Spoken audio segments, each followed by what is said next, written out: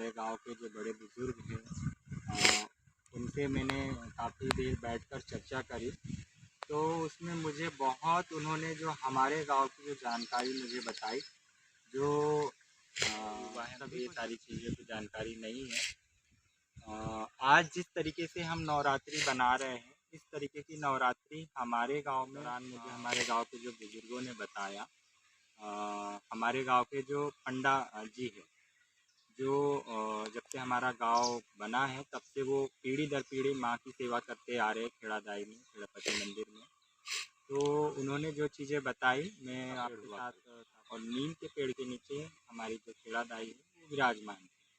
और जब भी नवरात्रि का पर्व आता था तो वहाँ पे पूरा गांव मिलकर, नवरात्रि शुरू होने से पहले पूरा गांव के जो बुजुर्ग और जितने भी महिलाएं बच्चे मिलकर गांव में बैठकर ये तय करते थे कि नवरात्रि किस तरीके से बनानी है। इस तरीके से, जिस तरीके से मैं देख रहा हूँ कि हर मोहल्ला अलग अलग रूप में आज बटकर त्यौहार को बना रहा है, पर उस समय पूरा गांव एक साथ बैठकर ये तय करता था कि नवरात्रि कैसे बनाना है। उसके लिए पंडा जी जो है हमारे गांव के, उन्होंने बताया कि नवरात्रि में क्या किया जाता था कि खेत की मिट्टी लाई जाती थी और जो घर का गेहूं का बीज होता था उसके ज्वारे बोए जाते थे। ज्वारे बोए जाते थे और ज्वारे के 9 दिन शक्ति माँ, हमारी जो देवी है शक्ति स्वरूपा, उनको उनके रूप में 9 दिन उनकी पूजा पाठ की जाती थी और 9वें दिन उसका विसर्जन किया जाता था। और इसके पीछे जो कारण है उन्हें ये बताया, कहीं ना कहीं इसके पीछे पूरा एक वैज्ञानिक तर्क छुपा हुआ है। अगर आप समझोगे तो जो खेत की मिट्टी होती थी वो हमारे खेत की होती थी, ज्वारे के लिए जो हम लगाते थे, और जो गेहूं का बीज होता था वो हमारे घर का होता था। और चूंकि जो ठंड की जो नवरात्रि आती है वो गेहूं बोने से पहले, रबी सीजन के पहले ये पर्व आता है, तो इससे एक तरीके का प्रयोग हो जाता था कि इस वर्ष आने वाली जो गेहूं की फसल है वो किस प्रकार से होगी। तो लोग ये आकलन लगा लेते थे कि इस साल गेहूं की फसल कैसे होने वाली है।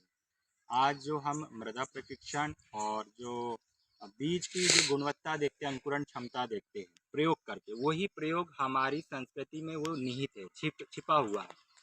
और ये जान के मुझे बहुत हैरान हुआ कि हमारे जो बड़े बुजुर्ग थे वो किसी वैज्ञानिक से कम नहीं थे। तो मेरा बिल्कुल मानना है कि गांव में उसी तरीके से नवरात्रि बनाया जाना चाहिए। आज जिस तरीके से देखने को मिल रहा है कि मोहल्ले मोहल्ले में लोग बढ़ जा रहे हैं, अपने अपने मोहल्ले में सीमित हो जा रहे हैं। और उस समय की परिकल्पना कीजिए कि पूरा जो गांव है एकजुट बैठकर एक साथ नवरात्रि का पर्व बनाता था और हमारे जो पारंपरिक वाद्य यंत्रों के साथ ज्वारे विसर्जन करता था। जैसा कि मैंने जो सामने वीडियो लगाई है उसमें दिख रहा है, ये जो वीडियो है आदर्श ग्राम भीमपुर ब्लॉक के अंतर्गत आने वाले पिपरिया ग्राम की है। तो आप लोग इस पर चिंतन कीजिए, मनन कीजिए।